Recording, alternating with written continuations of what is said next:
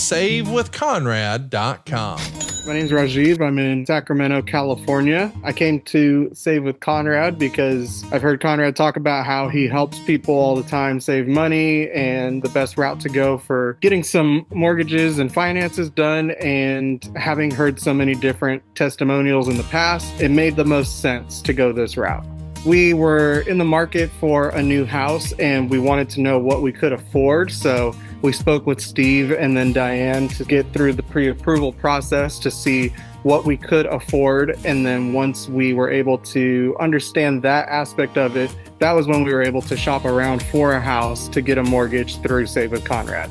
Everybody on the team was great. Everybody really explained everything fully to where it was more in like layman's terms to where I could understand it as someone not in the business or having shopped around for houses too many times. So being able to understand every step of the process and talking with everyone on the team about that was really, really helpful. And it made me feel really confident that I was going the right route. I would definitely recommend Save with Conrad to others. I know that sometimes people look at it and they go, oh, they're based in Alabama. What could they help me with? But I'm out here in California and they were able to square everything away and get things done really quickly, as opposed to sometimes even people out here don't move as quickly as the Save with Conrad team. So everything was really well done, really efficient, and I would definitely recommend Save with Conrad to others. My name is Rajiv. I'm in Sacramento, California, and I was able to get into my dream home with SaveWithConrad.com. NMLS number 2129, Equal Housing Lender. SaveWithConrad.com.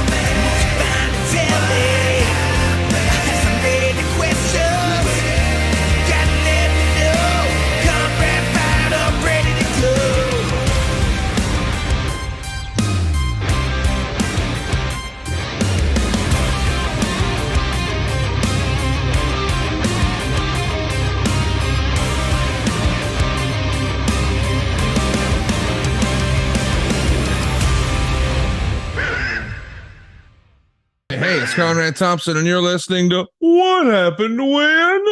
With the voice of your childhood, Tony Schiavone. Tony, what's going on, man? How are you?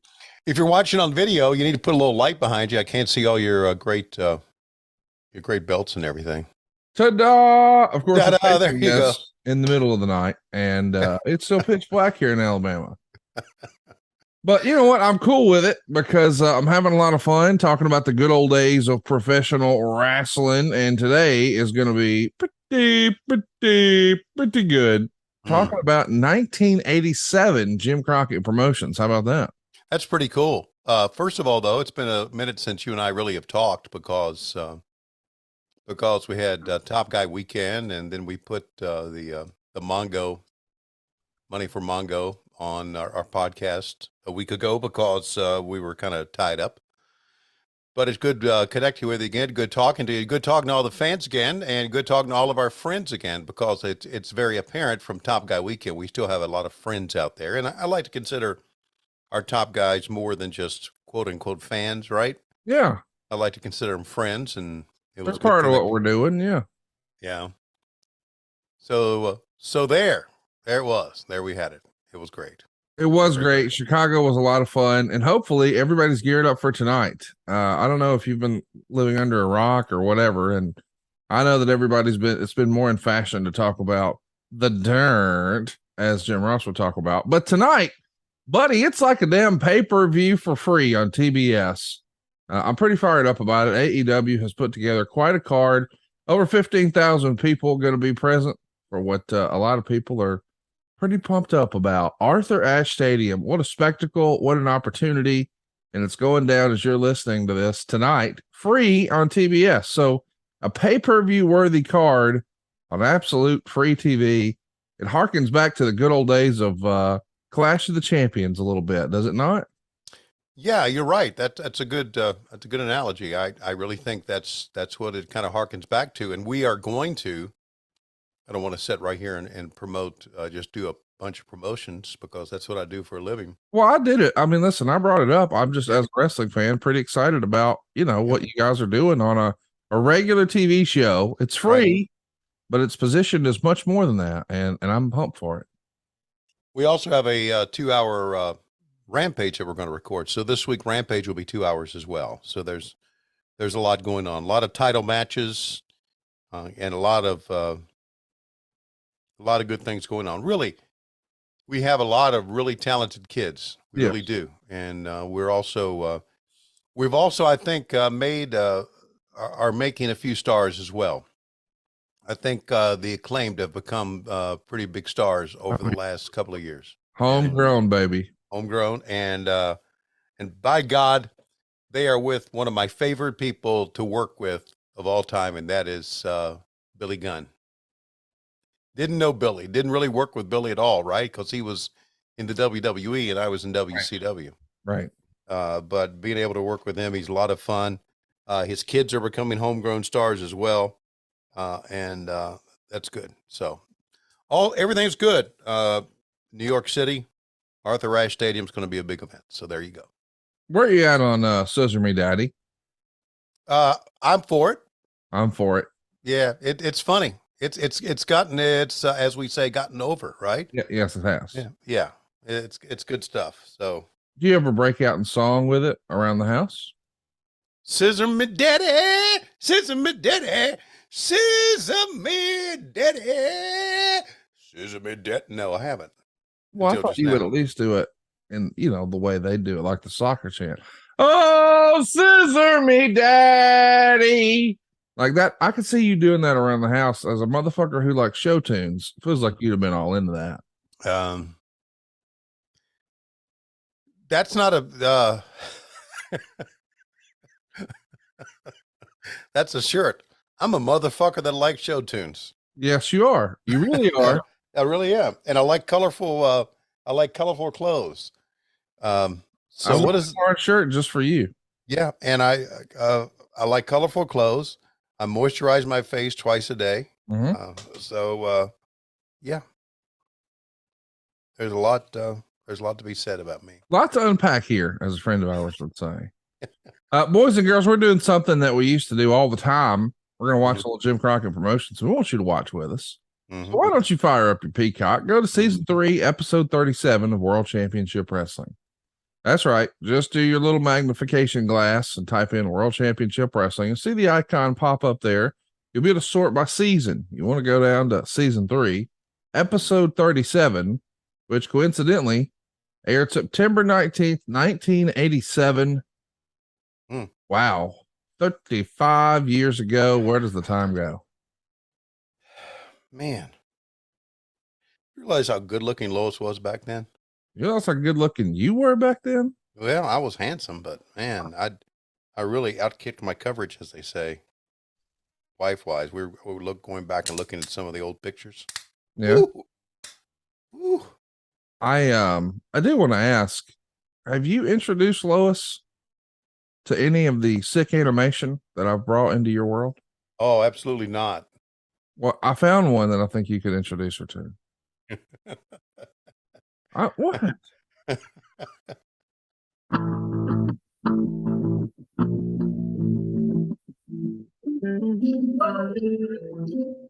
Listen up and check it out. A baby came out of her pussy and she's still fucking tight. Man, this bitch is all right. A baby. What do you think? Yeah, I'll keep that one away. And she's still fucking tight. Man, this bitch is all right. I mean, listen, I think it could be like something y'all play around the Christmas tree. Yeah, having 5 babies wore her out. God, what is wrong with my eyes this morning? Let's just go to the videotape. September 19th, 1987. We're headed down a slippery slope here. It does feel like it did wear her out. It just wore her out. I didn't realize how much having 5 babies would have an impact on a woman's body. It did. So, I don't know where to go from here. Let's walk some old dusty roads. Let's do a little countdown, Tony. We're in trouble. I can tell we're in trouble. Let's go to our regular countdown. You ready? Right. You know it's all about Schiavone! Tony Schiavone, baby! You know it's all about Schiavone! Yeah, yeah! Everyone give it up for Tony, give it up for Tony. Let me tell you something, little skinny motherfucker. I will beat your ass, plus I will beat your ass in video games. I know that you're freaking lying. Killing it. How's it gonna feel to go back to Connecticut and tell the fuckers that an old 63-year-old man beat your ass? This is what you're waiting for! I know you know the score! 3, 2, 1, play!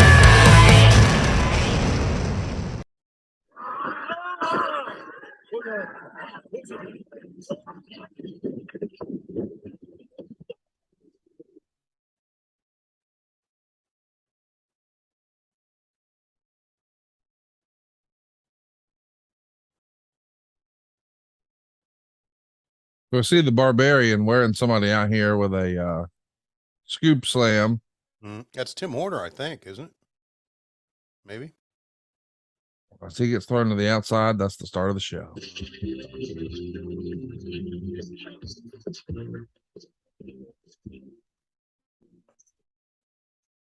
World Championship Wrestling, bringing you great wrestling action sanctioned by the NWA, the National Wrestling Alliance.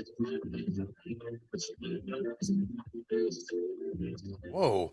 Hi, everyone, and welcome back to World Championship Wrestling. I'm Tony Schiavone, your ringside with the NWA, the Major League of Professional Wrestling. And today we're coming to you with a very special program from the Dorton Arena in the state capital of North Carolina, in Raleigh, North Carolina. Very glad to have you with us. A lot of great matches have been held at this building, and today, no exception. On the program here today, a match for the U.S. heavyweight title. The total package Lex Luger will defend against the Western States Heritage Champion, Barry Windham. But that's not all. Here today, a no disqualification match for the World Tag Team title. Ricky and Robert, the Rock and Roll Express, will defend against 2 of the 4 horsemen, the 2 men hot on the trail. We're talking about Tully Blanchard and Arn Anderson. And also here today, we're going to take a very special look at a man with a mission, a man bound for glory. We're talking about the man with the hands of stone, Ron Garvin, as he prepares to go after the world heavyweight champion, Nature Boy Ric Flair. Get off my face.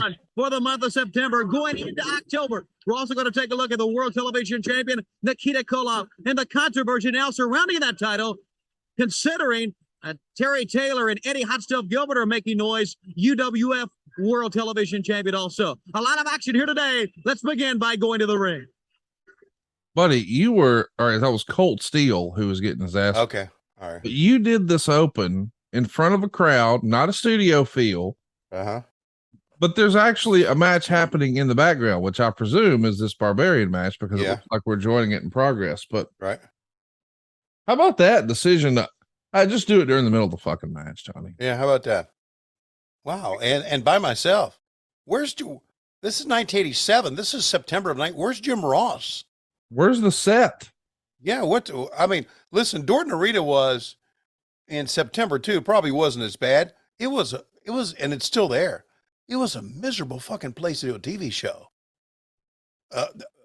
I'm not knocking on Raleigh. I'm not knocking on, they have great fans, but it was 3,000 degrees in that building. Yes. It was terrible. And it didn't cool down when the sun went down. So, and then you add the TV lights and all the people in the building, and you got and boy, oh boy, think back to 1986. All right. What we did last year, right? We did the whole 98. Think of the matches we have now on TV. Yeah. How our focus has really changed completely from now we're seeing kind of like the beginnings of what we have today. where it's the TV show that has the big matches, not the house shows. So there you go. This was going to be filmed. Here's the thing. I don't even have a date for this. I know it was a TV taping. I know it was done in Dorton, or at the Dorton Arena in Raw. Yeah. By the way, we need to talk about that in just a minute. Okay. But I don't actually know the recorded date of this in my quick little search over at the history of WWE.com. Shout out to Richard Land. So I see that, it happened, but I can't tell you exactly when. It looks like you guys taped TV that aired on the 26th in Charlotte, North Carolina, but this aired on the 19th. So it would have been sometime before there.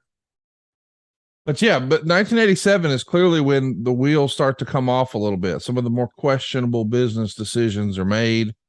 We talked about that a lot with Jim Crockett Jr. in our conversations with Conrad Peace, that WrestleMania 3 was just something that he felt like he had to play catch up ball after, which I could see. As a result, he makes maybe a hasty decision to jump in and purchase what's left of the Watts territory. The trouble is, all that's really left is a bunch of debt. Yep. And Crockett winds up trying to hold the bag for some of that, decides he's not going to pay it all. I think there's still probably some hurt feelings on the Watts side about all that. And really, okay. I don't know all the details. I just know that I think there was a deal that was made and maybe enough due diligence didn't happen. And as a result, I think they realized, hey, we were sold maybe a bill of goods. And there may have even been some hurt feelings towards Jim Ross at the time. But there was no denying that Jim Ross, boy, when that camera came on, he was calling wrestling at a really, really high level. So he was an asset for sure. Oh, there's no doubt. Yeah. There's no doubt. And the Jim Ross that I worked with in the early 90s was the best. Yeah, no doubt. I mean, absolutely. I challenge everybody because, these days, and I don't know why, but people have decided to pick on good old JR. And so if he has any sort of slip of the tongue whatsoever, and he's not 100% perfect, people come out with their fucking torches and pitchforks. Yeah. Go back and listen to early 90s WCW with him on the call. I think it's the greatest example of what's possible in that position that maybe ever existed. Yeah. Fantastic stuff. Yeah.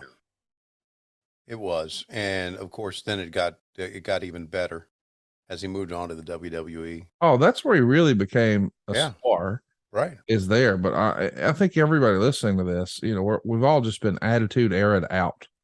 Like, we've seen so much of it, but that early 90s WCW, it feels like it sometimes goes below the radar, but there's a lot of great talent on there. The least of which is Jim Ross, because my God, he's just on his game. It feels like a professional sporting event, a major event every time he's on the call. I think the early 90s in WCW were tainted because of Jim Herd and Jim Barnett. Yeah. The Jim. I do.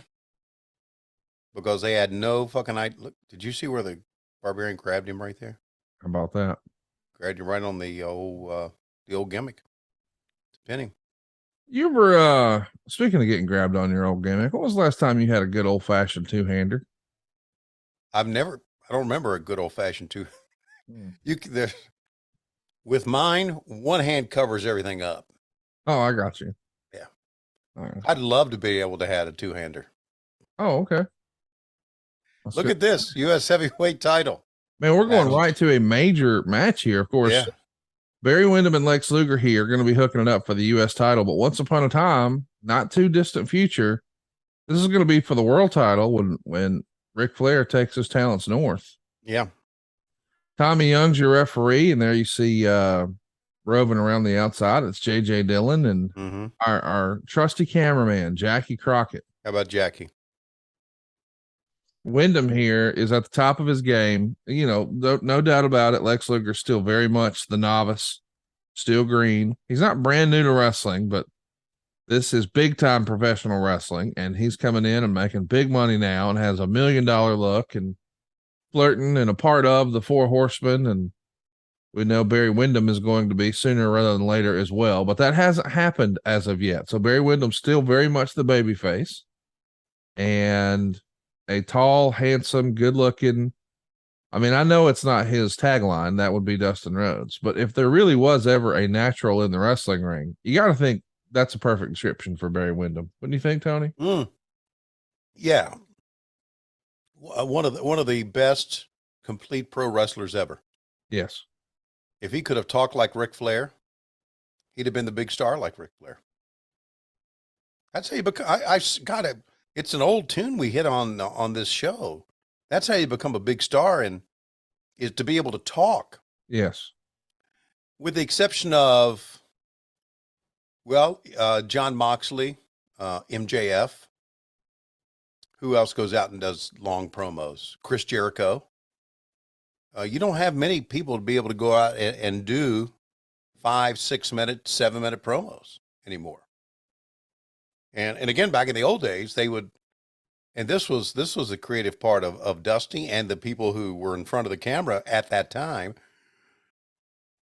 You just went out, you did your promo, and you did it until you didn't have a set time back then.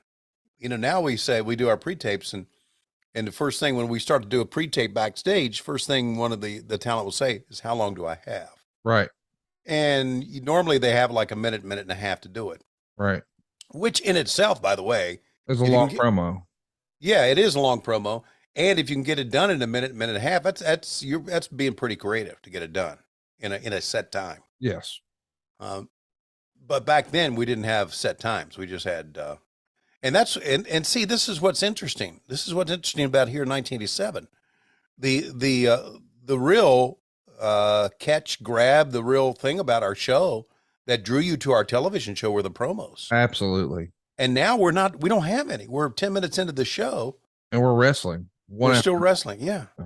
So I'm trying to think what listen, I know Jim Ross was with us. I don't know why he's not on this show, and maybe his voice is. I don't know if you want to track it. I just think it's me though, since I was on camera. Jim Ross had a profound impact in the direction of our company once he came aboard, because he thought big time matches should be on TV. That was his thought. And look here, 35 years later, he's exactly right. It's a TV show. Of course, we know Ole Anderson went the other way. Yes. And he would argue that if you show them everything, eventually you got nothing left to show them. Right. Let's track it a little bit, see if we hear JR on the call.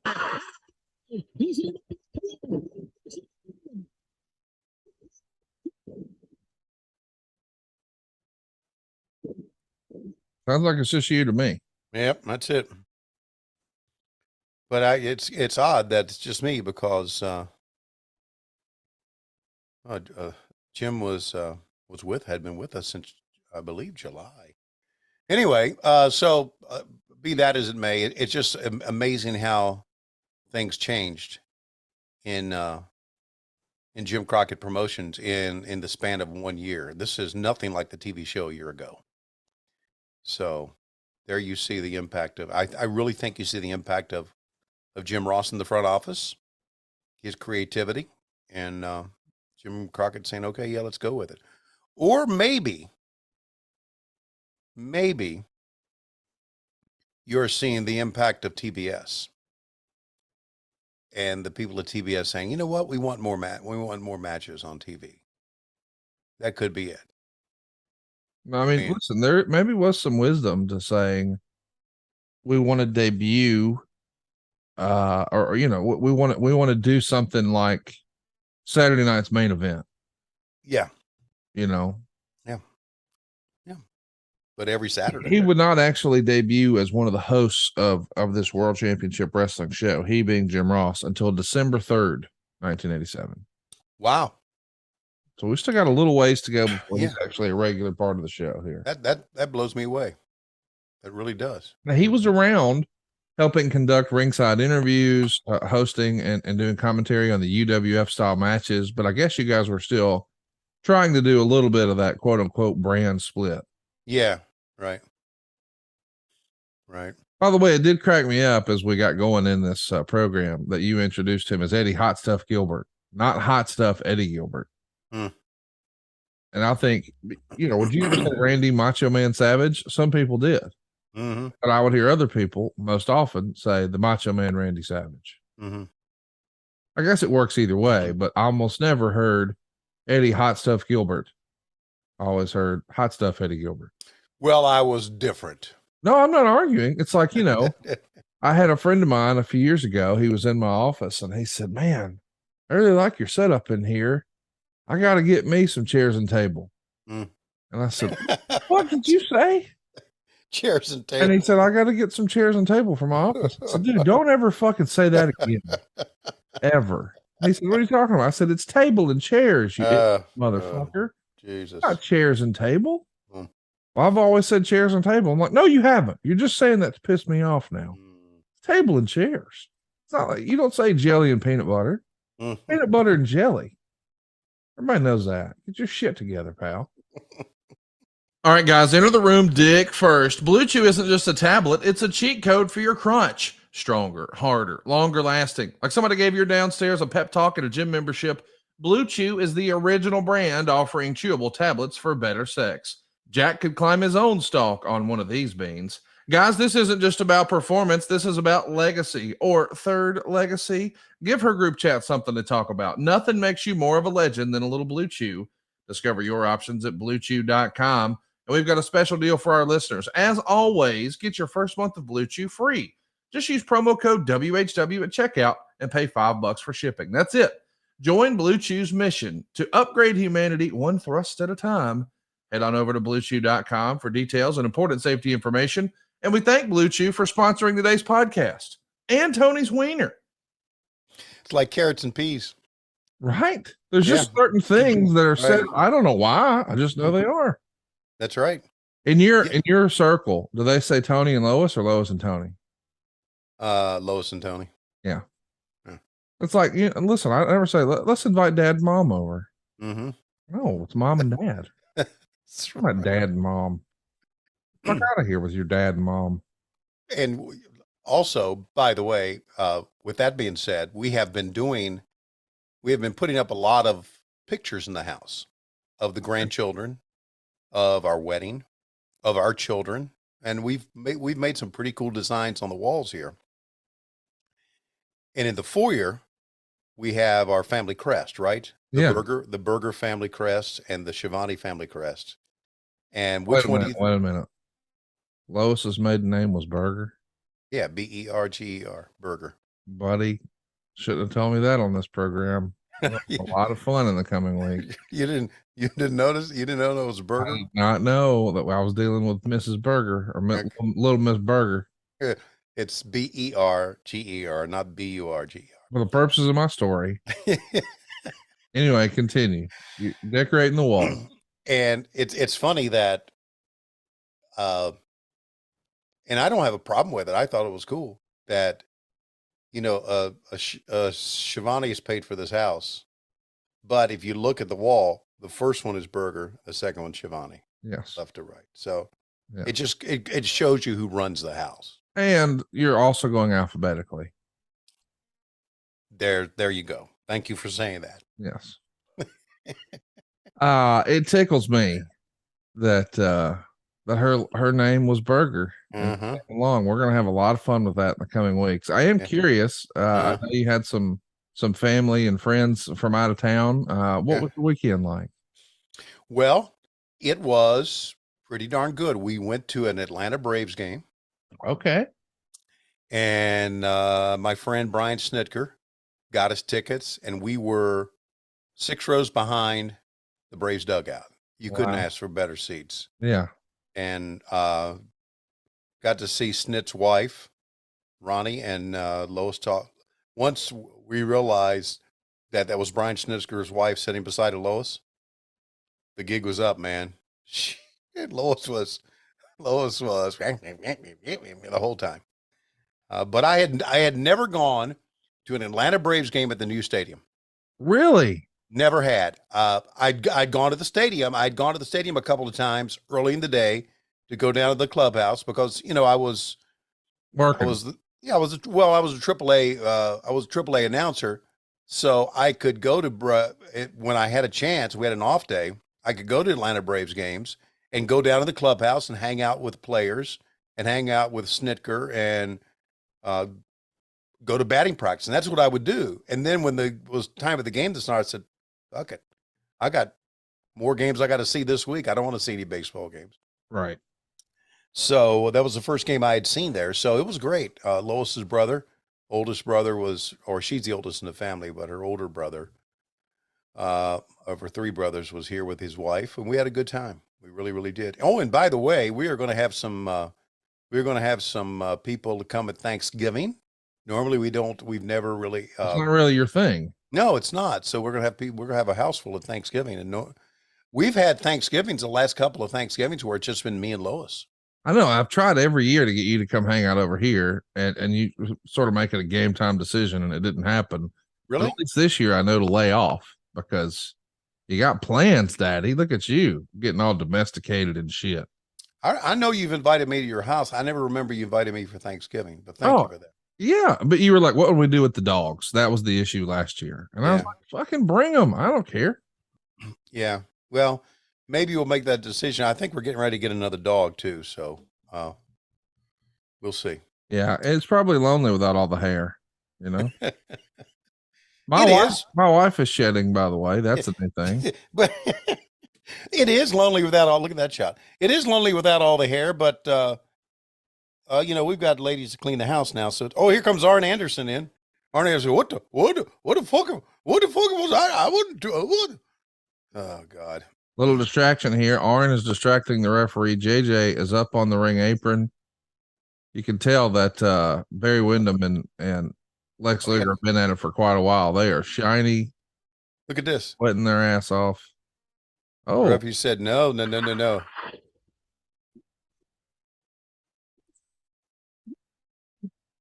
Barry wins, but he doesn't win the title, right? Because Luger was a champion. And here comes Arn.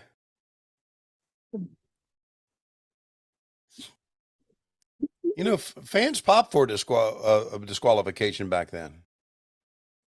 Torture rack here. Looks like that's going to close the scene. Luger has Windham up. Look at JJ holding back the referee. Rock and roll in. Heels powder. Look at Tommy Young, man. Tommy had great sense of timing and drama. Yep. Totally. Tommy knew what he was doing, man. So Lex Luger has been the U.S. champ since he won it from Nikita Koloff at the Great American Bash in a steel cage match in Greensboro, North Carolina, back in July. And he's going to carry this championship until November when Dusty Rhodes comes around. But here is promo ringside from Lex Luger. Hypothetically, Tony, what do you think they're saying right here? Well, let me say it. And I'm talking in a different language so you don't fall asleep. But motherfucker. He done got sucking it out. He done got a baby on the motherfucker. And her name was Burger. And Davidson was fat. And they didn't do no fucking thing. And just sit on his ass and do a motherfucking thing during Top Guy weekend. Facts. Anyway, and I'm getting old and I don't know even my name much anymore. Do you, Lex? Well, let me tell you something. What do you just say? Funny motherfucker. And he got a cocksucking belt. And Ric Flair's got a big dick in the mother. And Rock and Roll Express that fucked all girls on there. And I had somebody even peel my shrimp. And you know what, JJ?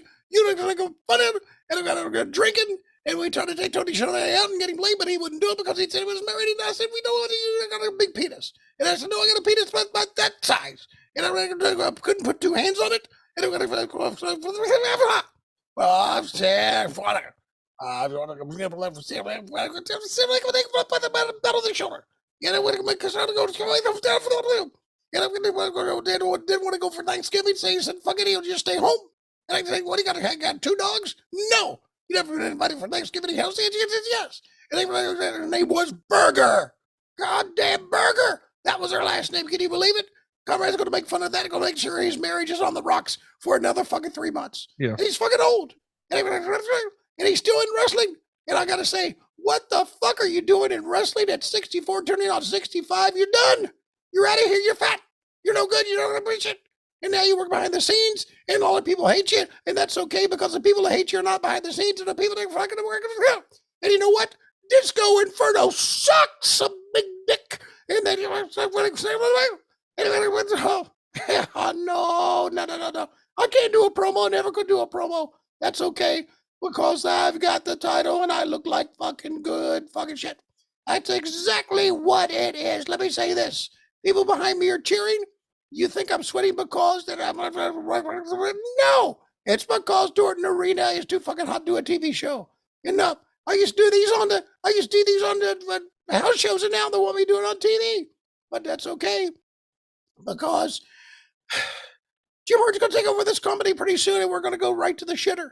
And eventually, I'm going to go to WWE, and I'm going to become the narcissist because that's exactly what I was. Did you believe her name was Burger? Yes. Oh, fuck, my life is over. Let's go back to the ring. What a long promo. Manager number 1, Paul Jones, right there with him. Boy, the heat is on. I don't think I have to tell you that. You can see it for yourself right here on the nation's #1 wrestling program, right here on the Superstation, WTBS and World Championship Wrestling. Ivan Koloff, Paul Jones, George South. Here we go. The bell sounds. Look at that look of George South, man. Yeah. I'm sure if you take a look at this and you're not really familiar with wrestling, you just know George South probably ain't going to win. No, he's not going to win. And why? I don't know. Why make him wear big old diaper underwear?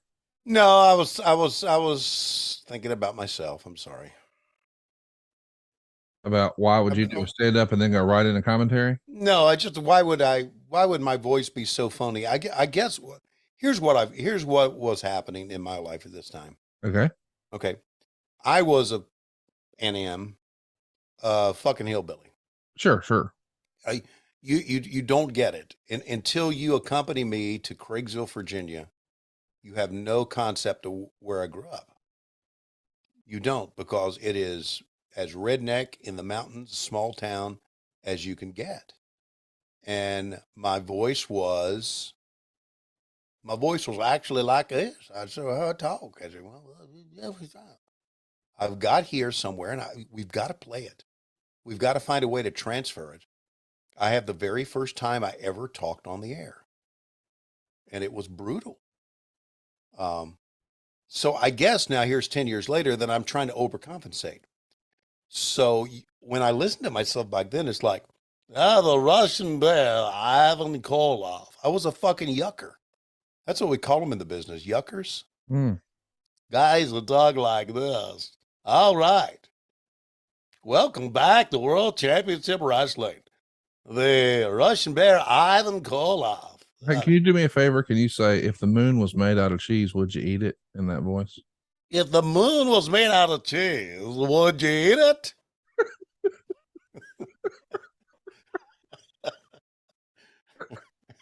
By the way, I just looked it up. All this time I've been busting your balls, and I mean for years. Yeah.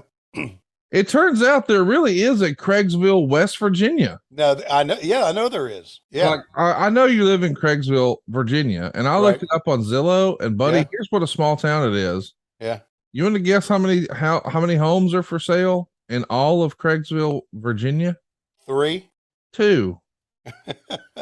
There's a $168,000 house. Whoa. And there's a $189,000 house. Nobody's going to get $189,000 for a house in Craigsville, Virginia. I can tell you that. The whole town is worth that.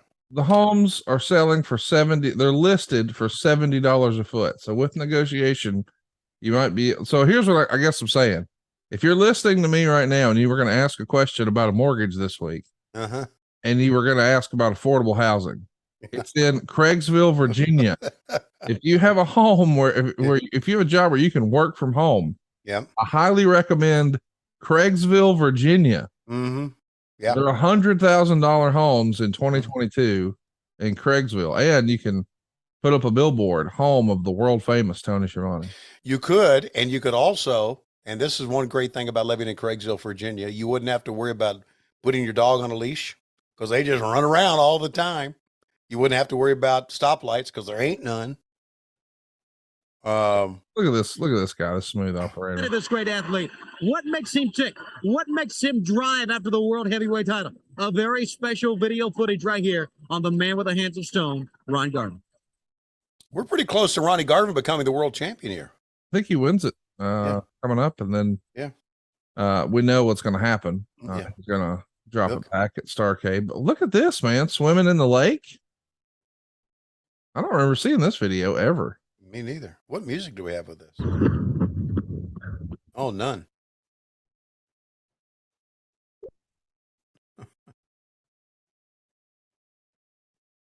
See Ronnie in a sweaty tank top running over some hills, swimming through a lake. You know what you need to do? You need to just send me a text now and then Yeah. and remind me to Trim that mustache. no, to stay in touch with these people. Yeah. What's wrong with me? Why don't I do that?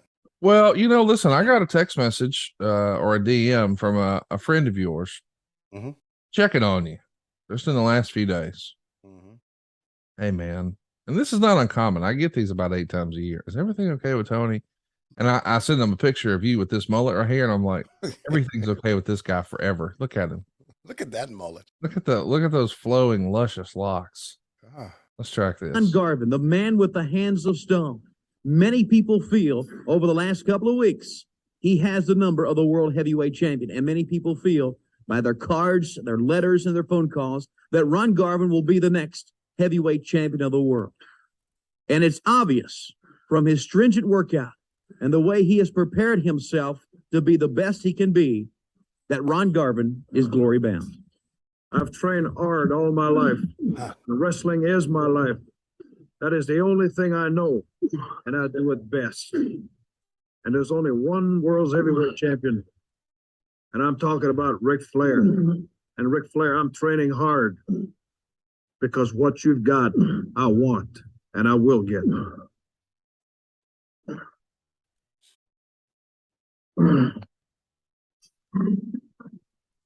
Wow.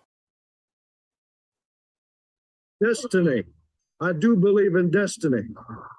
You are the ultimate in professional wrestling.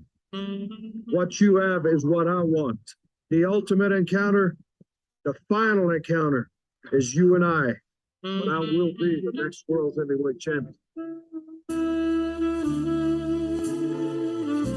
It sounds like Ron Garvin, based on the music, wants to fuck Ric Flair more than he wants to beat him. You know what? Oh, look, it's the Look at fireball. there, man. He went up like the challenger with that.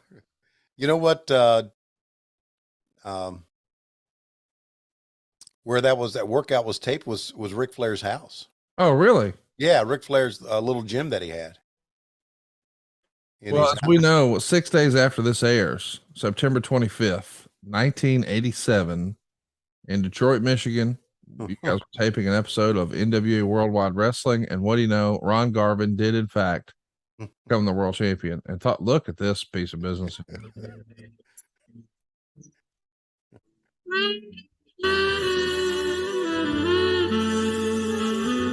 Sounds like a sad Christmas song, but it was actually Ronnie Garvin in drag pushing JJ Dillon in a pool. You know what I think here? I'm almost certain that the song was "My Way" because that was his song.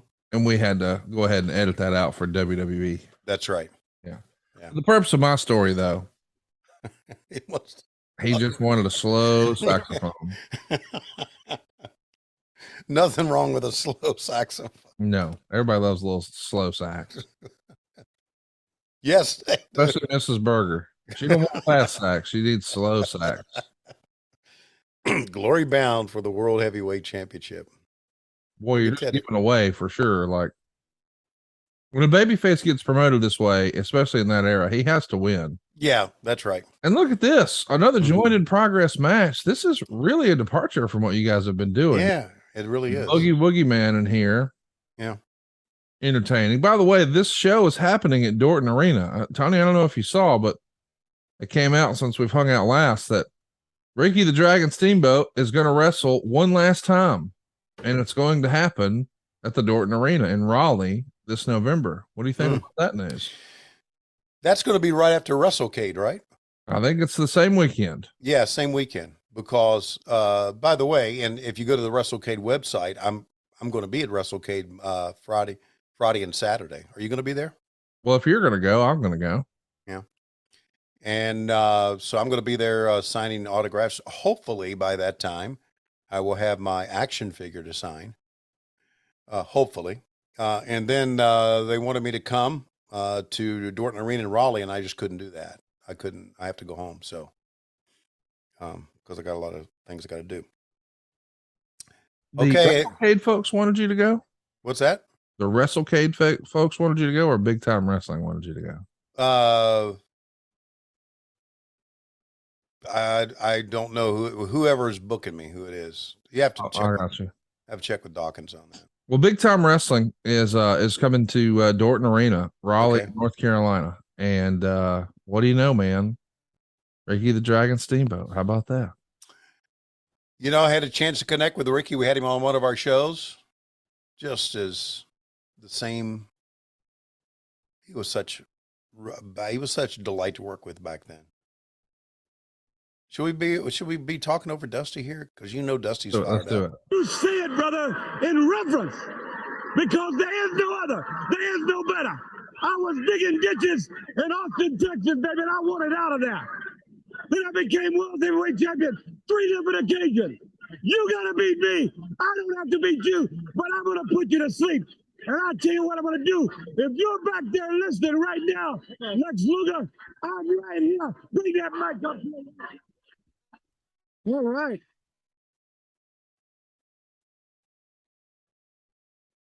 Dusty up in the ring right now, calling by Lex Luger. Listen to the fans. From what I understand, Dusty Rhodes is going to be subject of this Most Wanted Treasures episode or season 2. They're going to be chasing some Dusty stuff, and here comes Lex Luger coming to the ring. Uh-oh. Arn Anderson is coming with her. Hey, Windham, Nikita, come on out here. Come on.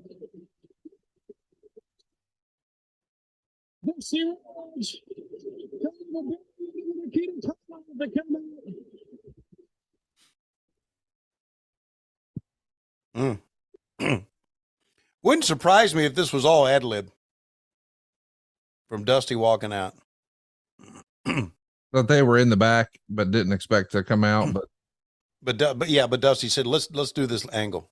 Yeah, because you know how look. Notice how Dusty's got that snuff candy's back pocket. the outline is iconic. Yeah, because I mean, you really think about it. That means this dude's running around, sitting on a can of snuff. Yeah, all damn day long. Yeah, buddy. No, it just The heels think better of it. They're going to take a little powder here. Yeah. Is that one guy, Sean Royal? Yes. Yeah. Out way! 404, 303, 202. It don't make a difference. The U.S. still up to the baby. Ladies, we'll be back right after this.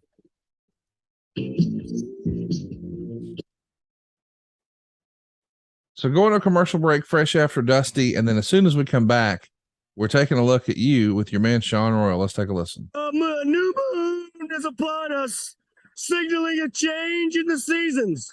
Well, not only does that signal a change in seasons, it's time for the New Breed's quarterly physical update. That's right. When the New Breed wants to upgrade the physical condition of their body, they don't go out and hit the road and swim, grow gills and swim through the lake like Ron Garvin. They hop into Mr. Fusion, hop back to 2002, and hook up to the Space Physicheck, and we are physically upgraded. Right now, at this moment, as I speak, Chris Champion is in 2002, being physically upgraded to the highest point of possibility.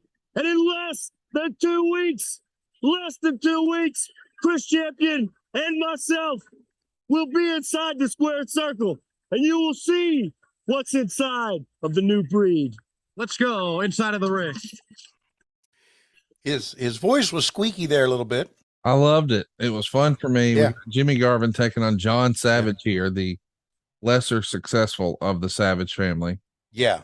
But I looked up John Savage. He's a Samoan wrestler. We used him a couple of times. He went to the WWE a little bit. He never had much of a career, but by looking at him, I thought, wow. He looks like $1 million.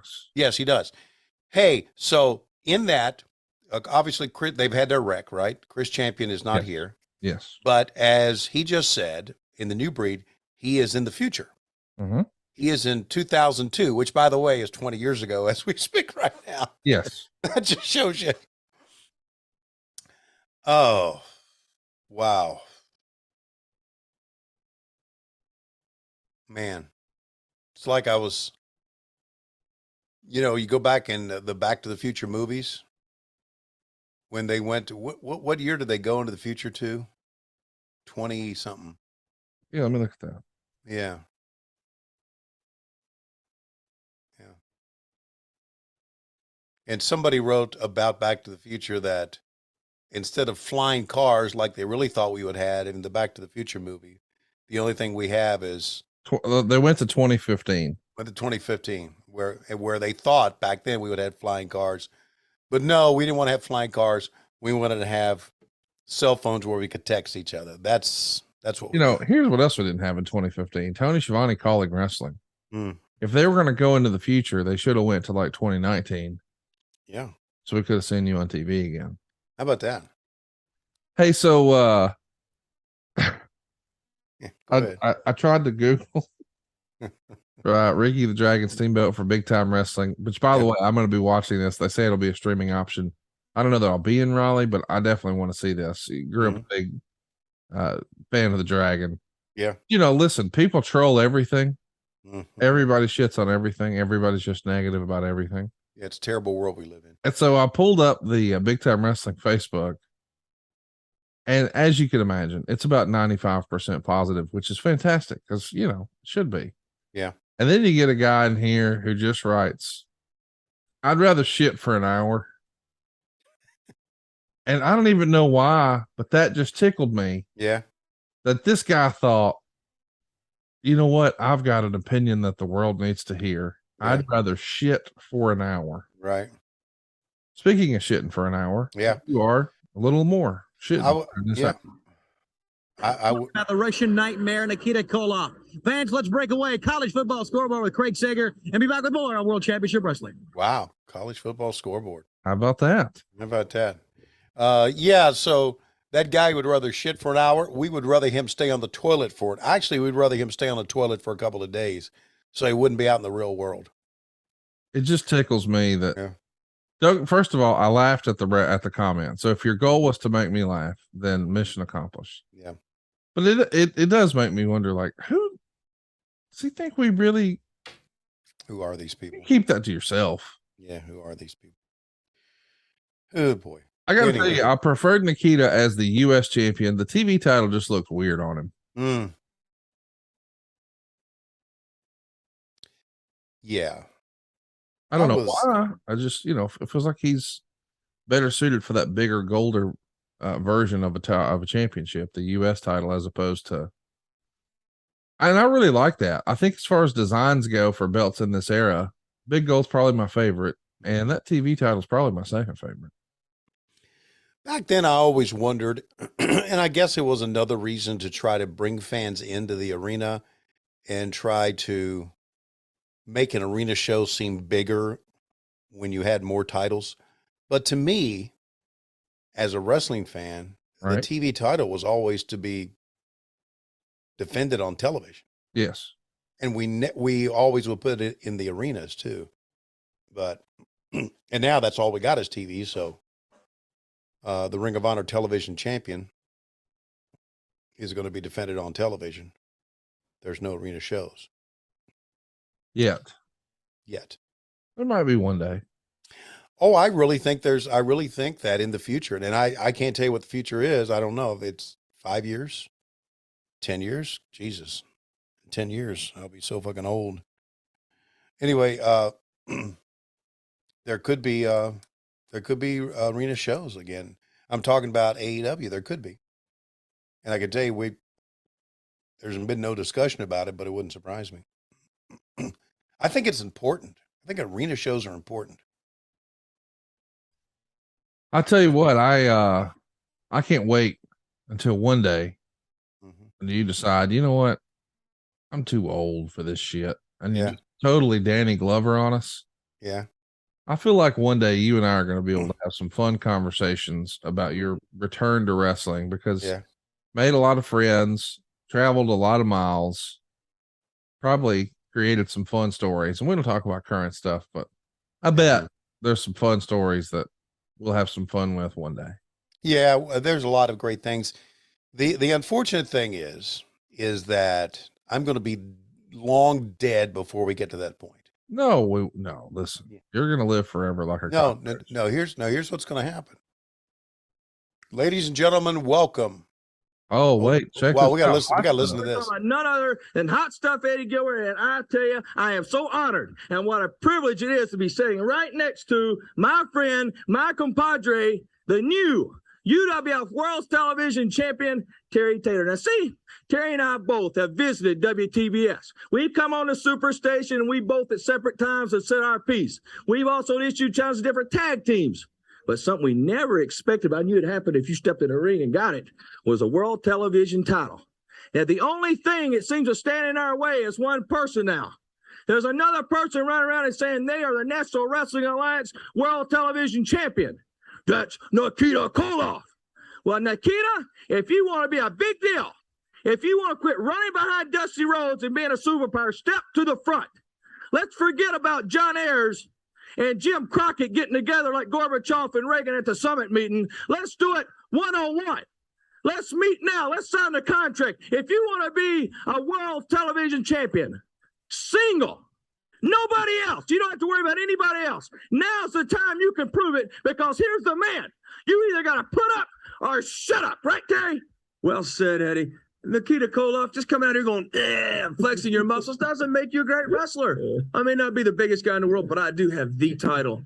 Now you're out here imitating a world's television champion. Well, if you have what it takes, if you're one half of the superpowers, if you're such a great man, all those guts, all those muscles, all those brains and brawn, why don't you put it up or shut up like Eddie said? Put your name on the dotted line. Let's you and me, one-on-one, everybody out of the way. Let's just get in there and see who the better man is. I think this probably won't happen because you know who the better man is and you're looking at him. Because when it comes down to the bottom line, I'm a great wrestling machine and I eat guys like you for breakfast every single day of the week to get to where I am now. So Nikita, if you're so big and brave, prove it. Sign it on the dotted line. Okay, we're back. Nikita, you heard the comments from Terry Taylor, the UWF World Television Champion. You know, Tony, in the past few days, I have watched many matches of Terry Taylor. I want to see what he do good. I want to see what he do bad. What he do good? No, what he do bad? A lot of wrestling ability. That is why he's a champion. But Terry Taylor, you also got a big mouth.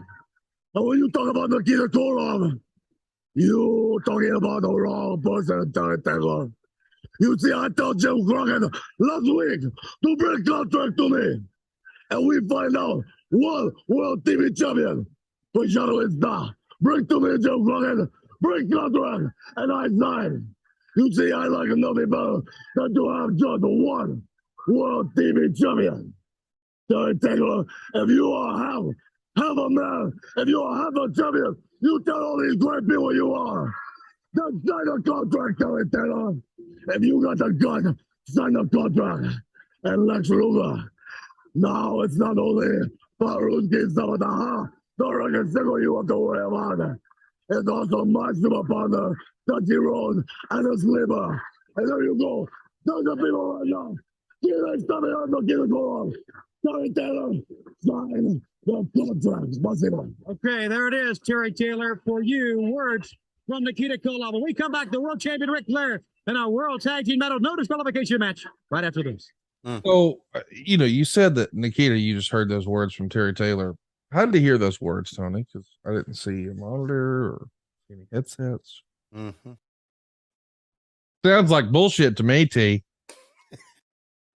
Oh boy. Speaking of bullshit, here we go. Round and round, the heavyweight champion of the world, Nature Boy Ric Flair. All right. And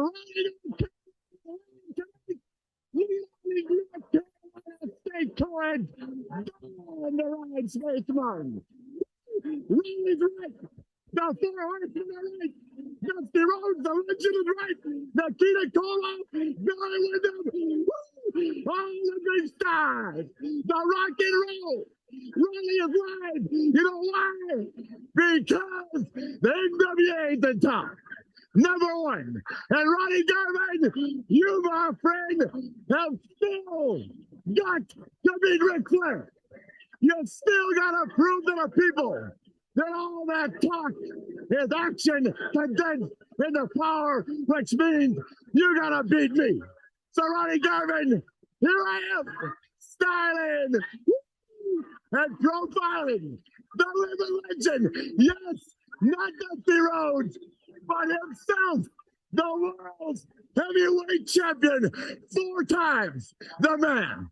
And not to bring up a sore subject, but I couldn't help it over here. Terry Taylor talking about taking Nikita Koloff's title.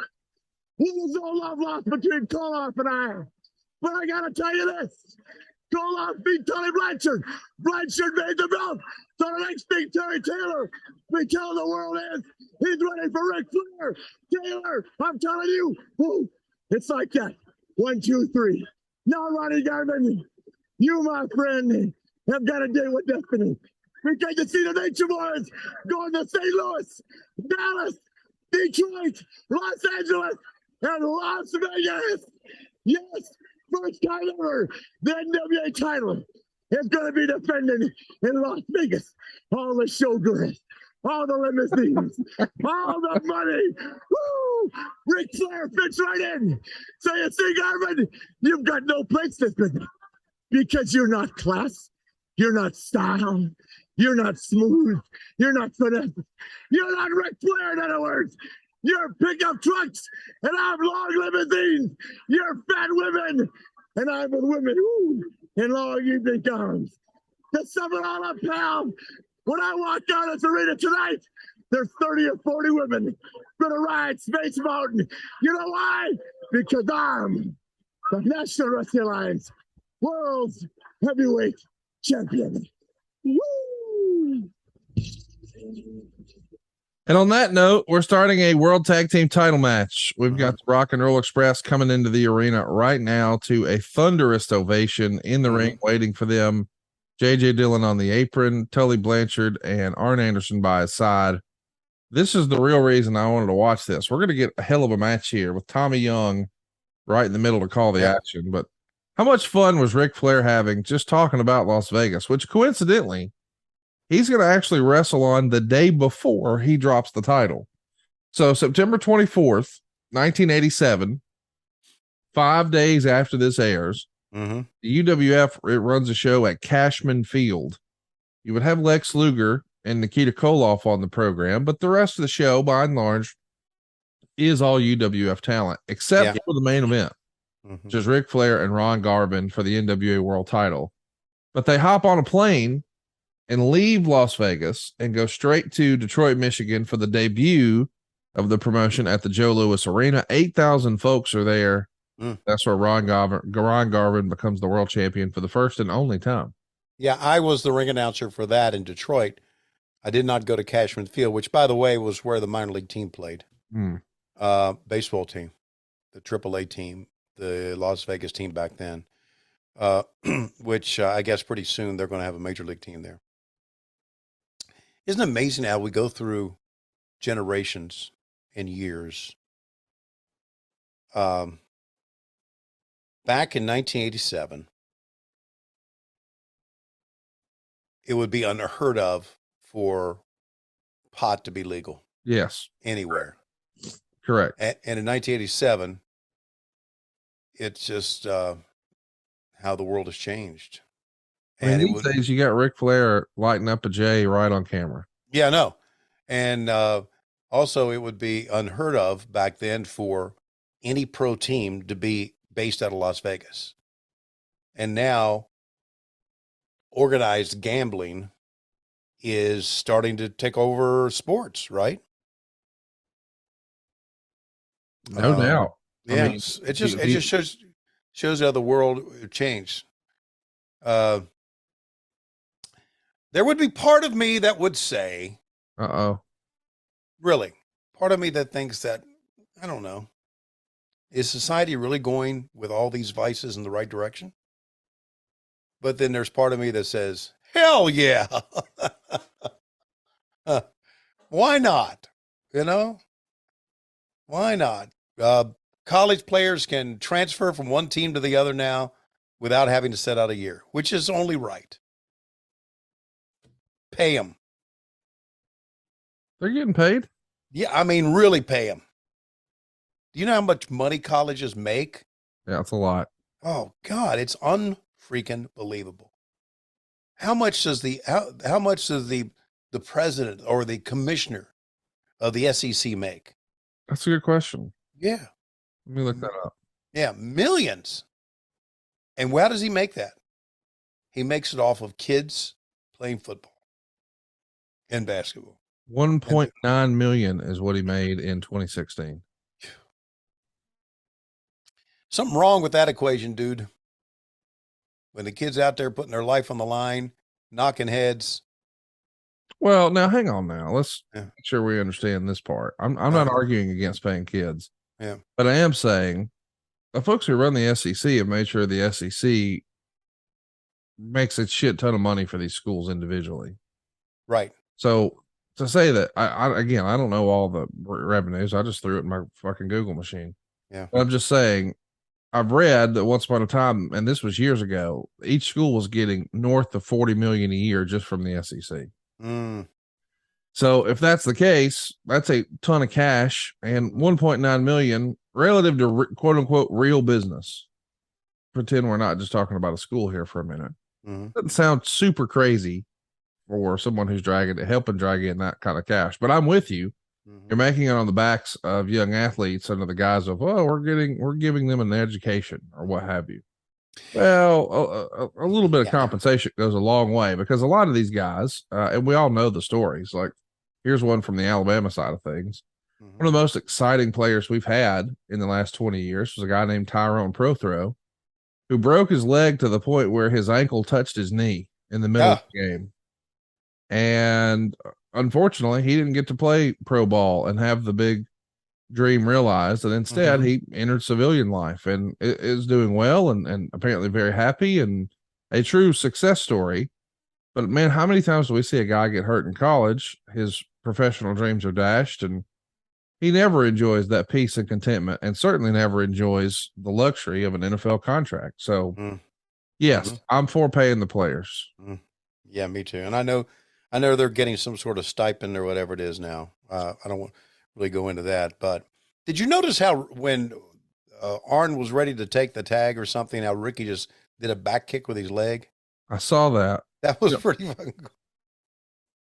And I like when we're getting a match that goes so long, we take a commercial break right in the middle of it, because in person, the Dorton Arena was rocking with the idea that it was Arn and Tully versus the Rock and Rolls, two of the best tag teams of all time here doing their thing. I think we can say that this was the beginning of the formation of the Brainbusters. Pretty close, because Arn and Tully were basically singles wrestlers prior to this, right? Yes. Tully going after the TV or the U.S. title or whatever, and both going after the TV. The national and all the other stuff. Right. But now they've been formed as a tag team, so this is probably around the time, I would think, to where, I don't know, maybe they were thinking about moving on, and Vince was thinking about bringing them in, and right? Well, yeah, I mean, I think that Vince probably wanted them for quite a while. Right. But it's not until they get their Starrcade 87 payoffs that they're like, we're out of here. Yeah. So meet with Vince and get a new gig. They're off to the races. Yeah. So it's coming up, right? Yeah. A little less than a year from now. is when they That- leave. But yeah, Starrcade's right around the corner. Yeah, they're a terrible payoff. What was is that well known, common knowledge, what their payoff was for Starrcade? He being Arn Anderson has said on his podcast before Arn that he Uh-huh. was a little frustrated with, what he saw in the wrestling business, and he didn't feel like it was being reflected in his checks. Okay. We got big houses. I'm not getting big checks. And he was just not as happy with the payoffs. Mhm. So he meets with the Crockett's, and to sort of placate him, hey, don't worry. We got this big pay-per-view coming up. I know they got WrestleMania, but we've got this and a handful of other shows. But just Right. the payoff from this one, it'll get you back on track. And so they set an expectation with him Mhm. that it would be around $25,000. Okay. Did they give him a number, or did he just think that in his mind? No, they told him $25,000 according to Arn, Okay. Okay. According to Arn. Uh-huh. and he got his check for $12,500. Okay. So basically, what they told him was what the team would make, basically 25, what they both would make. Wow, I didn't even think of that, but you Yeah. might be right that maybe but that wasn't, when he went and tried to allegedly, as Arn Yep. tells it, when he goes and tries to follow up and say, hey man, I thought it was going to be 25,000, it's kind of dismissed. Like, well, that's what it is. Yeah, that sounds like what Jimmy Crockett would say. And so when that happens, he realizes, why don't we just see? Because he's got a great friend in Barry Darso who's making great money up there. Yeah. No longer here with Crockett as part of the Russians, but now he's up there as one half of Demolition. And Yeah. I guess Arn thinks, yeah, let's just at least talk to him, hear him out. They do meet with Vince. We can't make you a guarantee, but we can guarantee that you'll make more money with us than you would out there. And you'll have, we'll beat your best year, blah, blah, blah. Did Arn ever talk on his podcast about, and I knew about this kind of, about the attempt to insure these guys No, with health insurance? no. Okay. There was an attempt by the Crockett's to have these guys insured, Okay. and they really mucked it up big time. And that left a bad taste in Arn's mouth. He thought insurance was coming and then it didn't. Yes. In other words, apparently, I may be speaking out of school here. I may be wrong. I'm probably wrong, and Arn knows better. But apparently, these guys paid into an insurance program that they never got. I see. I see. Okay. So they were having money withheld for insurance, and then they went to use it and realized we don't have insurance. That's right. Well, that sucks. Yeah. So I think that's a part of Arn's, and probably Tully's, and probably everybody's anger with that. I mean, it's hard to trust somebody after that. Yes, it is. It is. I mean, you've been taking my money for this. Yeah. For what purpose? Right. Yeah. But anyway, that's terrible. But the flip side of that is we're having a very good match here. Fans are really into it. Every time these Yeah. guys were in the ring, they had a very good match. Yes, yes. I don't think they knew how to have a battle. Well, and one of the reasons, well, first of all, they could work. They knew how to work. But how does a person, I think a good worker has it in them to be able to work, just gets it, right? Like anything in life. They just get it. Mm-hmm. They have that athletic ability and that timing in the ring and in their promos, and they just get it. And all these guys got it. But the flip side of that is that they learned this by working a lot. And I think that's what we don't have today in the business. Enough reps. Enough reps. Mm-hmm. Because you can hit the gym all you want, and you can get in the ring early in the day, and you can learn from some of the best, which we have it. And you can have a performance center all you want. But until you step in the ring when the bell sounds and the fans are cheering and the lights are on, it's a different thing. Now, you may say out there, what the fuck does Schiavone know? He's never been in the ring. Yes, you are right. But I know enough to tell you, and I've seen enough to tell you, that ain't nothing like getting in the ring. And we need more of that. That's why, we talked about house shows. I hope they come back on a regular basis. Now, will they be profitable? I don't know. Because so much is on TV. The old school way was the TV show's an infomercial to get you come to the arena. It's not like the business has changed. I think house shows could be profitable. You just have to adjust the pay scale. Like Yeah. you can't have guys who, like to me, you know, perhaps we should temper expectations. And like NXT, they tour, and they tour in front of very small buildings, or very, very small crowds, just to give the quote unquote kids in the business reps. Yeah. Right. And I do feel like that might be missing from the AEW equation, but I think Tony has done his best to try to overcome that with a series of Orlando tapings. Like, right. Those Orlando tapings to me are like the AEW house show. It's not really a house show, but it gives them an opportunity to get some reps without the pressure of, oh, there's 15,000 people at Arthur Ashe or whatever. Yeah, I agree with that. I agree. That's good. You're right on with all of that. I do think that, you know, a smaller opportunity could work. You know, if we said, hey, we're going to run smaller buildings and we're not going to try to think we need to have 5,000 people in the building in order to run a show. Because it's not about that. It's about, can we give the guys reps and not lose any money? So if you ran really small venues, you loaded it up with merch, you had cool meet and greet opportunities for the kids, and you ran smaller buildings, it's okay to have smaller crowds, because really the goal is, let's get these guys used to working in front of a crowd. Yep. Well, there you go. These guys still have like 15 minutes to go. I think there's a battle royal here too. I could be wrong. Oh, there is? Okay. You teased it earlier saying that. Well, no, there's not. No, yeah, I just looked up the results. You're exactly right. They're going to go a really long time. Yeah. But that's okay. I mean, this is house show stuff, right?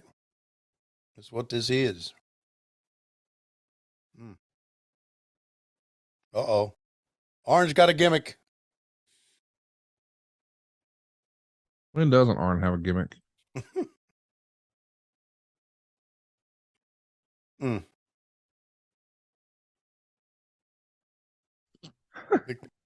What a shot. Life happens fast. 1 minute you're driving home after work, and the next you see flashing lights in your rearview mirror. Your heart skips, your hands tighten on the wheel, and you start asking yourself, what do I do now? That's when you need someone on your side. And with the Legal Buddy app, you can connect with a local attorney in seconds, not hours, not days, but right when you need help. Whether it's a DWI, a car accident, a criminal charge, or even just a traffic ticket, the Legal Buddy app puts real legal support right in your pocket. Imagine having an attorney on call, ready to guide you through some of life's most stressful moments. This isn't a call center. This isn't a waiting game. It's direct access to a lawyer who understands your situation and your community, and one who can step in right away. Think about it. When trouble knocks, do you want to face it alone, or would you rather have the confidence of knowing a professional is already on your side? That's the peace of mind Legal Buddy gives you. And here's how easy it is. Download the Legal Buddy app at legalbuddyapp.com. Register today and use the referral code LEGAL for your chance to win a $250 Amazon gift card. Life is unpredictable. Accidents happen. Tickets happen. Mistakes happen. But when they do, you don't have to go through it alone. The Legal Buddy app, always on your side. Download the app today and enter the referral code LEGAL. Robert Sully. What a camera shot. I like that, man. Just casually using the tag rope. The tag rope. I love it. And choke him with it. No problem. Yeah. Robert doing the selling here. Yeah, a little change of pace. Yeah, it's usually Ricky. Normally he's holding up the goalpost there. Right, exactly. Hey, so let's talk a little football here. We got a few minutes, and your Georgia Bulldogs have replaced my Alabama Crimson Tide at the top of the mountain. They are the number one in all the rankings. No argument for me. Looks like you guys are loaded for bear this year, and I've sort of freestyle with some of my friends that I think at the end of the year, the SEC championship is really effectively the national championship. I mean, well, I hate to be Go ahead. Go ahead. I hate to be an arrogant prick, but isn't it usually that way? No, it is, but I Yeah. feel like this year, maybe more so than normal, even. It feels like Alabama and Georgia are just head and shoulders above everybody else. And I have to tip They the are. cap to Georgia. Georgia looks stronger than Alabama this year. How about that? Yeah, well, look, we'll see. We'll see how it all plays out because injuries happen, and you just don't know what team you're going to have by the end of the year in college in any football. But if we think anybody in the Pac-12 or in the Big Ten or even the Big 12 are better than anybody in the SEC or the ACC, they're wrong. They're just the SEC is where it's at. And I long for the day to where it's just the Power 5 conferences and everybody else can fuck off. Now, that being said, Lois Berger, Schiavone, went to Appalachian State, and she's still celebrating and went over Texas A&M at Kyle Field. Did you know that Charlotte went to App State too? Who went to App State? Ashley. Did she really? Yeah. Wow. I didn't know that. Her and Berger got something in common. Yeah, that's a great college town. It really is. And as we are talking right now, they had ESPN had game day there at App State. Oh, by the way, I would be remiss if I didn't say this before we got off the air here. As you can see, if you're watching the video, my shirt has Adam West on there. Mm-hmm. Adam West would have celebrated his 93rd birthday on the 19th of September, but he passed away in 2017. So, tip of the cap to one of the greatest Batmen of all time. No doubt. I thought since you mentioned game day, you were going to put over Pat McAfee. Instead, you put over Adam West. That was quite the hard left. I didn't see that coming. Yeah, why would I put over Pat McAfee? Because he did a great job on the show. You don't like him? He's okay. You got. I didn't watch College Game Day. Oh, I see. You just got wrestling heat with him. No, I only mentioned College Game Day to put over Boone, North Carolina, not to put over that show. We don't have to get hot about it. Okay. I do want to ask, as we're talking over a really good match here, and this is really the reason that we watch this one. I want you guys to actually fire this up and watch along with us on Peacock. Season 3, episode 37. I know a lot of times you just listen to Tony and I because we're going to make you laugh, but most of the time we try to find the bad stuff in pro wrestling. This is not one of those examples. No. We've been watching so much Jim Crockett that was just, studio shows. Now you're getting a real arena show with some fun packages. I'd never seen that Ronnie Garvin package. Of course, the next time we see Ronnie, he's going to be the world champion. But here, man, two of the best tag teams that ever did it in a long match. Now we're going into our third segment here. Yeah, how about that? On this Saturday edition. Mm-hmm. And they've still got 11 minutes left in the program. So a lot of wrestling still to come.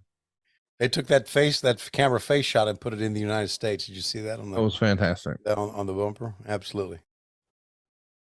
Hey, so I did want to ask, since we briefly mentioned current stuff at the top of the show, just reminding everybody that tonight, live on TBS, you get a pay-per-view quality show from Arthur Ashe Stadium on free TV. Tony Khan has actually suggested maybe he's got something up his sleeve. It's usually pretty fun and exciting. Yeah. Don't need any spoilers here. Just saying, be sure to check it out tonight. But I do want to ask, have you been paying attention to the rumor and innuendo? It looks like Logan Paul is going to be stepping into a WWE ring over in Saudi Arabia to take on Roman Reigns. And boy, the audience online has been kind of split on this. A lot of fans are pissed off about this and hate the idea of it. And well, the other half, they're all for it because they see the opportunity that, Mr. Paul may bring in a whole new audience for them, a whole new group of people. But there's even some boo birds out there who say this can't be the guy who beats Roman Reigns after being champ for 2 years.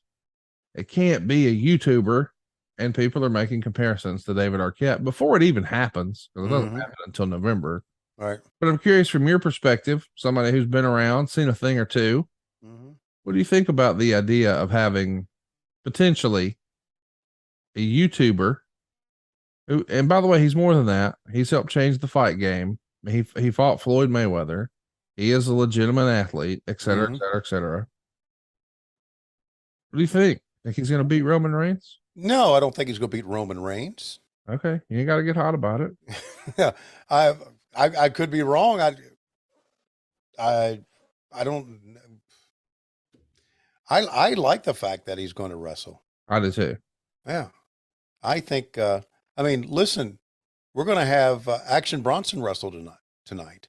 How about that? Yeah, and he's tag teaming with Hook, right? Yeah, right. So it's all about getting eyes on your product. Yes. And think about the eyes that rappers bring in a lot. Just so I know too, Tony, you said he's going to wrestle him tonight. You mean this Friday night? Well, yeah, it's going to be, if you're going to the arena tonight, it's going to be tonight. Yeah. But you'll see it on Friday, right? Friday night, TNT, Action Bronson. That's right. From Fuck That's Delicious and all your favorite hip hop albums. Yeah. Through the Squared Circle. He's dropped a bunch of LBs, got himself in much better shape. And he's going to be tag teaming with the guy whose song he performs, his entrance song. Right. Has his son, Hook. Yeah. Happening where you can watch it this Friday night. So 2 nights from now on TNT. I've had a chance to meet a lot of rappers since we've been doing this. Yeah. We met one in Buffalo, and I'm sorry I don't know what his name is, but he West Side Gun. West Side Gun. Okay, he brought out Daniel Garcia. All of them are just are cool motherfuckers, buddy. Action Bronson is just a great guy. They're just like down to earth people. I think you would actually like the Buffalo outfit. It's West Side Gun, Benny the Butcher, Conway the Machine. I've put a lot of folks on them. They're actually wrestling fans from way back when. Right. And they even have a song, West Side Gun does, called SummerSlam 88. Ooh. And they play clips from Mean Gene in the song. Whoa. And at the end, he says, SummerSlam 88. I swear I never heard this Mean Gene promo, but it's such a great line. SummerSlam 88. It's the most fun you can have with your clothes on. And I was like, dude, Mean Gene was the man in 1988, but my 7-year-old ears weren't really listening for it. Yeah. But now that I understand a thing or two, I understand the greatness that was Mean Gene, just casually slipping that in. That was so fun. I can safely say that there's never going to be another Mean Gene. Yes. Like there'll be another never be another JR. Just unique personalities that were so good at their job that it was secondhand nature to them. Just amazing stuff. But Logan Paul, you're for it. Yep. Me too. Me too. I'm for anything that helps put eyes on the product. And of course, if they want to compare to Dave Arquette, they can, because it's probably the same person that's still on the toilet shitting for an hour. There you go. Yeah. How about it? I like when Tony does a callback. We haven't spoken of it recently, but another break. Yeah, another break in the match. 4-break match, boys and girls. Wow, how about that? Did you hear that Cassio Kid now has a podcast on our network? He's tag teaming with Road Dogg Brian James. Wow, you're running out of people to put on your network, aren't you? We are. Yeah. What happened is Road Dogg started a podcast with Ryan Katz, who has done everything in wrestling behind the scenes, and they had both recently departed, not this earth, but NXT.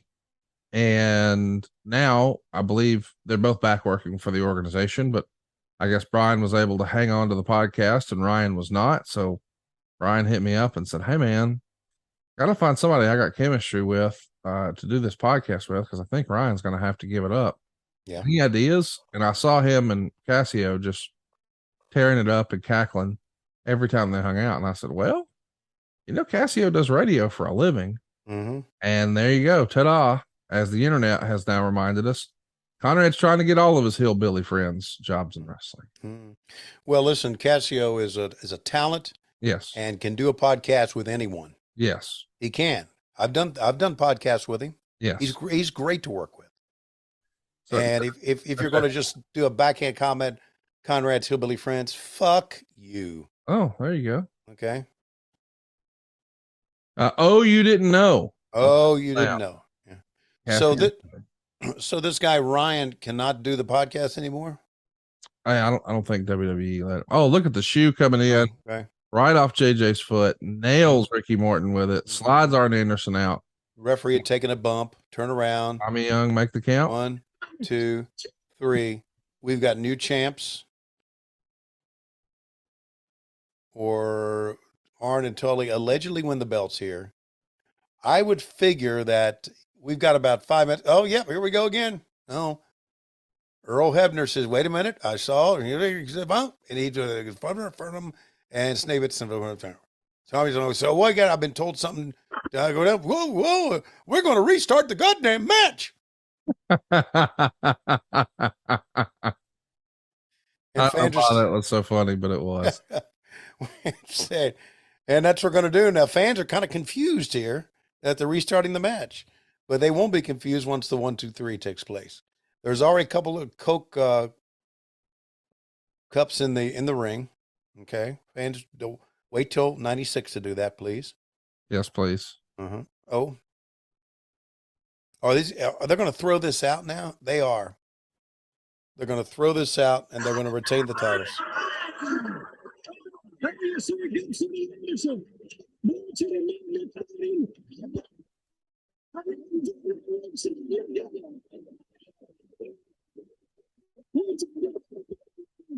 You called this whole show by yourself. How much more difficult was that to call a show by yourself?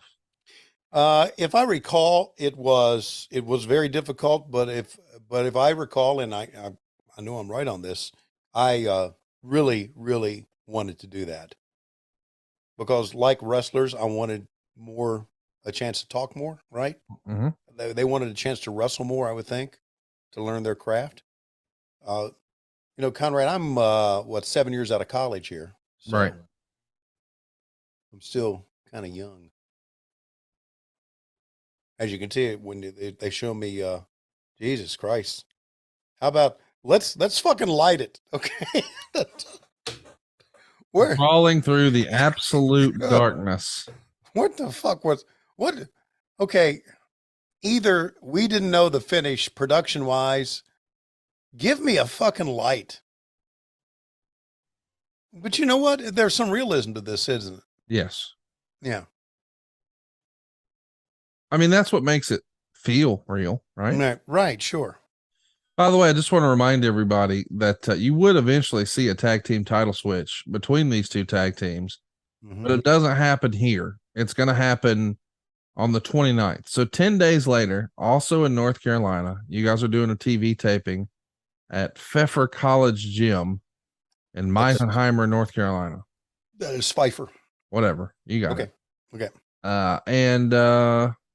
That's where the title switch happens. And it happens in what I believe is a no DQ match. So stay tuned for that. I'm sure we'll be talking about that in the coming weeks. Let's listen to Ricky here. Together, we are here. We are the world champions, and we're going to stay that way. We don't care. You showed us everything that you had, but you could not beat the Rock and Roll Express. Right now, baby, the people stand behind us, and we stand for you. So you come on, baby. You see us right now. We're hot and we're tired, but we're still bringing to you. Right now, it shows you the fourth quarter, baby. And the fourth quarter is what's happening. We are here, and rock and roll is forever, and we still are the champions. Woo! You can feel the heat of the NWA. See you next week. That's going to bring us to a close on the episode here as we see the credits roll. And then next week, you and I are going to hook up, and I'd like to just sort of pick up where we left off. Because next week, after we just saw that great match with Tully and Arn against the Rock and Rolls, next week it's the Midnights versus Nikita and Barry. Oh, and buddy, you want to talk about barn burners? I mean, if you got the Rock and Rolls going long, and then the next week the Midnights, goodness gracious, what a time for tag team wrestling! Great time for tag team wrestling. Yes, great time for wrestling in general. Right as I don't know. We're getting ready to go downhill for the Crockett's. So 87's a good year. I guess 88 would be good to watch some to see where it all went bad. And it's not that it all went bad product-wise. It all went bad business-wise. And what Vince did to the Crockett's Starrcade of 87 didn't help matters at all. No. We got a bunch of questions about this show. I wanted to ask a few here. Justin wanted to know, during the JCP era, what was your favorite / best arena to tape syndicated TV in, and what was the worst? You sort of joked about Dorton Arena a few times that you didn't like it because it was super sweaty and super hot. Yeah. Is that your least favorite? And if so, what is your favorite? Yeah, Dorton Arena was my least favorite. My favorite was the Spartanburg Memorial Auditorium. Okay. Because that's where I first worked with Bob Cottle on set. And I can't remember what show it was. It had to be Mid-Atlantic Championship Wrestling. And I had a chance to stand there on set and work with Bob Cottle. When I think about when I think about where we taped, Spartanburg's first one that came to mind. It had a look that you can immediately tell when you were there. If you watch it, I can watch the show from Spartanburg and say, yeah, that's Spartanburg. That was good. The Winthrop College Coliseum right outside of Charlotte was good in Rock Hill, South Carolina. And the reason that was, it was a short drive from Charlotte for us. But Spartanburg was the best. Dorton Arena by far was the worst, not because of the fans, but because of the heat. It was just not a good place to do TV. Here's one from Bobby. He wants to know, Tony, did you prefer the show's production values pre-Turner or after Turner bought JCP? Obviously after Turner bought JCP, but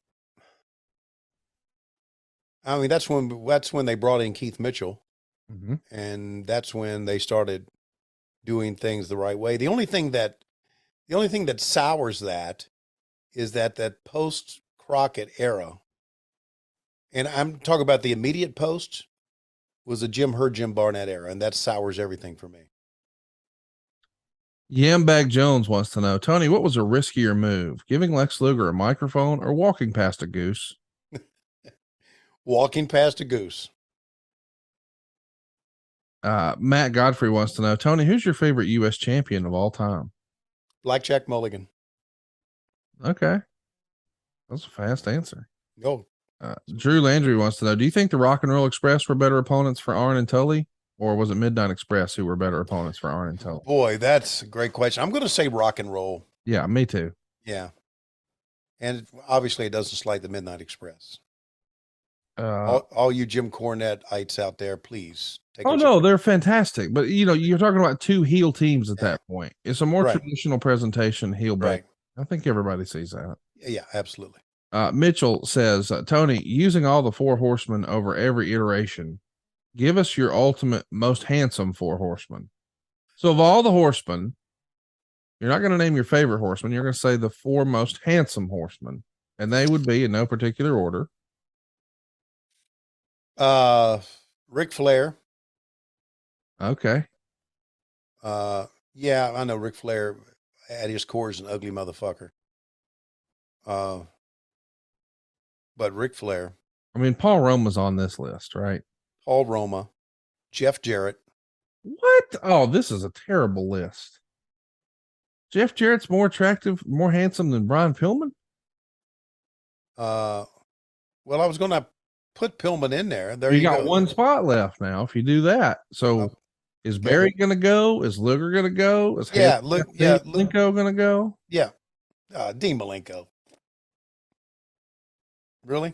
All right. So Ric Flair. Dean Malenko's 2'1". And by the way, I'll beat his ass.